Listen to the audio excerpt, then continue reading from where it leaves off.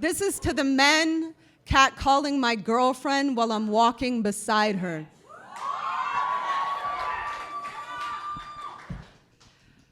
One of the biggest perks to looking the way I do is that I virtually never have to listen to someone like you suck your own dick out loud while telling yourself, I am what you're swallowing. How do you not know fail is what you do every time you think you can ace manhood with a thesis of, let me get a look at that ass, baby doll. Congratulations on being another dude who got his cat calls at Toys R Us, you unoriginal hand-me-down of mediocrity. You mosquito biting your own balls in a swamp of your mother's regret.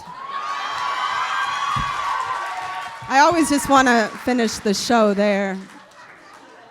Yes, I know it's low to call even assholes names, but any feminist who has ever taken the high road will tell you the high road gets backed up. And sometimes you need to take a detour straight to the belly of uncensored rage. Sometimes you get tired of seeing people's humanity in moments when they're outright refusing to show us their humanity. And so far, all you've shown me is that your voice box is a Rubik's Cube you couldn't get right, even if you peeled the fucking stickers off. I don't think you could get all sides clear on why you did not own the air, or why not everyone takes a bullet as a compliment. And yeah, even a hey baby can spiral like a bullet if it's aimed at someone who is not in fact your baby. Here's a hint. If women have to play dead to walk by your doorstep, you might want to do some work on why that turns you on. You might want to do some work on why your flinch and startle makes you think you are in charge more than it makes you realize your own power outage. This world is dark with men blowing themselves out. Men burying their own spines in the weight of what they think is theirs to take, to own, to muzzle, to drag into the ditch. Men who don't get what they want and shout the word bitch across the street like they're 2 years old, throwing a tantrum with their baby diapers on,